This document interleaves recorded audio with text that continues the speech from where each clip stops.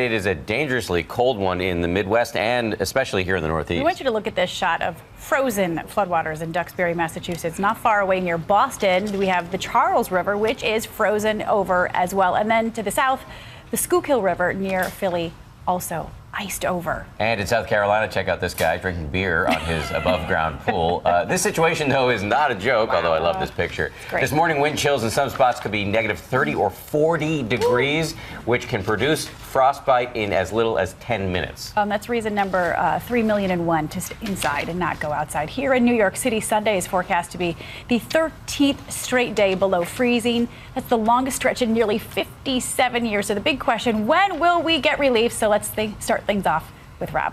We're going to hold off that answer for just a bit. I'll touch on it. But come on, it's the duration of this, the longevity of this cold that's really been exceptionally brutal. It's going to be a top 3, as you mentioned. Since 1961, we haven't seen a stretch like this below freezing in New York. And places like Raleigh goes down to the south. Similar stretches, if not all-time record-breaking stretch there. And look at the wind chills all the way from Maine down through South Carolina today. This polar air coming in, reinforcing this is the coldest stuff right now. -8 in New York City for a wind chill. But look at this, -30 to -40 in Saranac Lake in upstate New York. And tomorrow we don't warm up a whole lot. We're not really going to warm up until the end of this week. So dangerous cold coming in here. And as you saw that one picture in through parts of Boston in the south part there, frozen coastal flooding there. I don't think I've ever seen that. And with us live this morning is Eva Pilgrim just up the road in Boston proper. Hi, Eva. Hey, Rob, it is frigid here. Right now, it feels like 15 below zero, and this cold weather just adding insult to injury. Much of the East Coast still recovering from that winter storm. Many airports struggling to get back to normal. This morning, some calling it chaos. Passengers stranded inside terminals and on tarmacs at JFK in New York. Weary travelers waiting for hours overnight to deplane. On the tarmac, we've now entered hour 6. Inside, huge crowds. Airports across the U.S. struggling to recover from the East Coast storm. It's got to be a lot of snow to close an airport down. In Charleston, South Carolina, airport officials shutting it down for lack of snow removal equipment.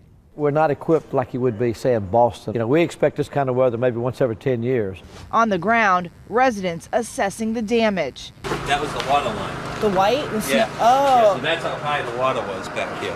In Massachusetts, storm surge adding insult to injury, cascading on the streets and into basements. Officials now saying this was the highest tide ever recorded in Boston. If anyone wants to question global warming, just see where the flood zones are. Those zones didn't flood 30 years ago. The Charles River, now a frozen blanket of snow and ice. In Winthrop, Massachusetts, cars in driveways destroyed. You can get in the back. Crews racing to clear roads, trying to figure out what to do with all that snow. Where do you put it? So we're going to do some removal operations with our snowblower. You can only plow so much. The storm taking at least 8 lives. In Long Island, 2 dead after cleaning up snow.